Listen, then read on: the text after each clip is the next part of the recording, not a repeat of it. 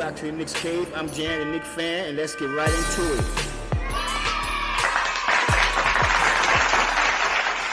Hey, what's up, YouTube? Welcome back to the Knicks Cave. Let's get right into it. But before we get into it, do me a favor, hit that like button, because it helps my video go a long way. Other people get to see it, my channel get to grow.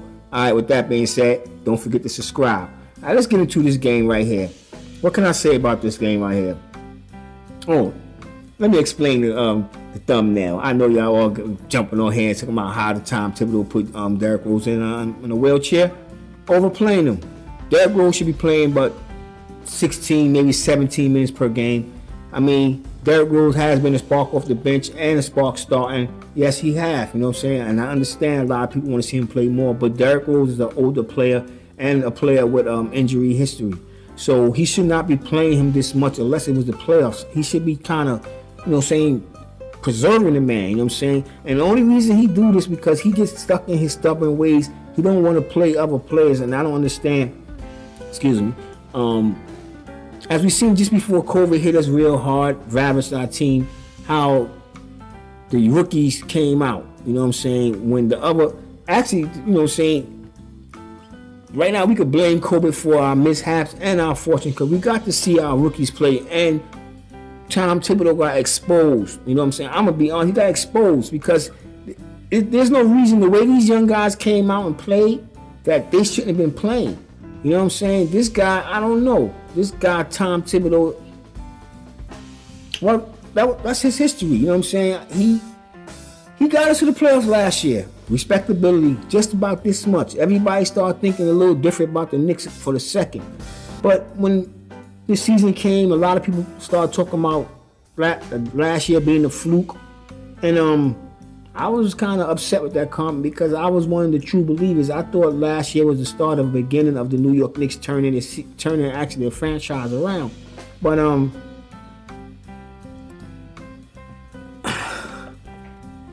you don't understand. I could have had class. I could have been a contender. I could have been somebody instead of a bum. Now, I'm not calling our team a bum or anything like that, but we're heading in the wrong direction, man. And we're heading there fast. You know what I'm saying? We're heading toward the lottery pick. Right now, we're in 12th. We won 14, 18 games. You know what I'm saying? We won 14. We lost 18 games. We started the season off with promise. We started the season off in 6 games. We won 5. 6 out of 5. We won that. We was looking good. The Knicks, the city, yeah, it was a brief moment. The city was feeling really good about the New York Knicks. And I had a couple of people tell me to come off my horse. And yeah, I'm not going to lie. I'm not a hypocrite, you know what I'm saying? I admit, you know what I'm saying, things. But there's no reason the Knicks should be coming into the basketball game and getting they butt whipped the way they do. Where we have the personnel, we have players to compete. It's our coach with the stubbornness that don't want to put certain players in. He have his favorites. And that's why I started the video off with Derrick Rose in a wheelchair. That's why you see that thumbnail, with Derrick Rose in a wheelchair, because Tom Thibodeau put him there. Like I said, Derrick Rose should be playing 18 minutes the most a game. Kemba Walker should be out there starting. I think both of them should be playing 18 minutes a game, honestly. He's overplaying them too because they both have a history of injuries. And Kemba's coming off an injury, So, Kemba, I know Kemba probably was upset about being benched, but it's paying off. But it also hurt our team because I'm just gonna go back to the first 8 games that Kemba was benched. We lost. You know what I'm saying? We came out one good game when he first put Burks in. Burks had 25 points that game. It looked good. It looked promising. Everybody thought that was the answer. We thought Tom Thibodeau put the crazy glue. He fixed the problem. But no, it was for naught. It was for naught because, let's be honest, Alec Burks is a good player, but he's not a starter. Not alone a point guard. He comes down the court. He might get a pass off 1 or 2 in the first minutes of the game, but the rest of the game he's doing the Julius Randle imitation. He's going for the rim. I want to play the attack all the time, but not when you have 2 other players open in the corner and you got 3 players on you. That's plain foolishness. And Alec Burks is playing like that. Now, this game, we could have won this game. The Knicks came out on an 8-0 run, and I was saying to myself, yeah, we got this game right here. And then the Wizards just started moving the ball, something the Knicks didn't do. In the first quarter alone, the Wizards had 17 goddamn assists. They was moving the ball. The Knicks had 4. When the Wizards accumulated 17 assists, the Knicks had 4 assists compared to their 17 assists. They finished the game with 30. Washington, that is 30 assists, and the Knicks finished the game with 17 assists. What they had in the first quarter, the Knicks finished the game. This is what I mean. There was no ball movement. It was all one-on-one play. And Julius Randle was guilty of it. Alec Burks was guilty of it. And we could say Kemba Walker was guilty of it. But Kemba Walker had to do something. You know what I'm saying? Because he was trying to get players involved. He would pass Randle the ball, but once Randle got the ball, it was a black hole. It was not coming back. And I don't understand how Tibbs don't pull these guys in and point this out. Matter of fact, during the game, Clyde and I forget the other gentleman's name right now, they was talking about Montrezl Harrell and how he spoke up against Bradley Beal and the way Bradley Beal was playing with the Wizards, how he was just ball hogging, as you would say, in the park. And he went to them because the Wizards started off like, this is our first game playing the Wizards. We played them in the preseason and we slapped them around twice, you know what I'm saying? We put it down on them. But this was our first meeting. And they came and showed us what we could be because they had a damn near a parallel season. It's just that nobody on the New York Knicks bench, I can't be sure of that, is stepping to Julius Randle in the locker room. Now they might be, he just might be taking it the wrong way. You know what I'm saying? Because you can see how he's playing. You know what I'm saying? He's very selfish. And a lot of times, like I said, I blame the coach because the ball should not be in Julius Randle's hand. And if you can tell that it's been, to the other players it's being instructed, give Randle the ball. Because when they check the ball and they come up, Randle is always playing in the middle of the court. The ball is going to the middle of the court. Randle get down there. He takes at least 5, 6, 7 seconds off the clock before he think about passing it. And by the time when he do pass it, he's out of control. He's falling, he's stumbling, he's bumbling. He was an all-star last year. And we got to be honest, it was by default. And we was Knicks fans, and we was mad and upset when he didn't get chosen in. Now we have to understand what other people seen around the league, what the experts seen in Julius Randle that we didn't see. We got to stop looking at players just because they're New York Knicks players and for the players that they really are and their abilities and what they capable of doing on the basketball court. And there's a lot of things Julius Randle is not capable of doing. And the coach should be saying this and the coach should be pointing this out. But I don't know. The Knicks, we have to pull it together. We do. You know what I'm saying? Let me hit you with the stats of the game and what Julius Randle scored and what the team did all as a one. You know what I'm saying? Hold on for a second. All right. Kemba Walker, like I said, he had that 44-point outburst. He played 43 minutes. He had 9 rebounds, 8 assists. He shot 14 for 27 from the field. He went 7 for 14 from downtown, 9 for 9 from the free throw line. He had no blocks and no steals. Evan Fournier in 38 minutes, he had 8 points, 3 rebounds, 1 assist. He shot 2 for 13 from the field, going 2 for 11 from downtown, 2 for 2 from the free throw line, 0 blocks and 1 steal. Alec Burks, he had 20 points, played 36 minutes, 7 rebounds, 3 assists. He went 6 for 16 from the field, 4 from 9 from downtown, 4 for 6 from the free throw line, 0 blocks and 1 steal. Julius Randle had 23 points. He shot 10 from 22, 0 for 5 from downtown, 3 for 4 from the free throw line, 1 block, no steals. I know you're going to say Julius Randle had 23 points. Whenever I'm talking about how he's the problem, it's just that how he get his 23 points. It's at the expense and the cost of the team.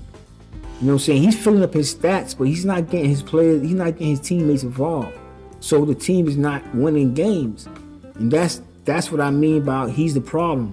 You know what I'm saying? He's one of the problems on his team other than the coaching, because the coaching is supposed to be holding players accountable. You know what I'm saying? I know how much Julius Randle is making, but the coach still got to get up in his face and let him know what he's doing wrong. Even he have to bench him. Like, you know, when he do bench Julius Randle, the team do play well. The ball moves. You know what I'm saying? The stats don't lie. It speaks for itself. You know what I'm saying? I ain't got to bring them up. You can look them up. You know what I'm saying? But the stats don't lie.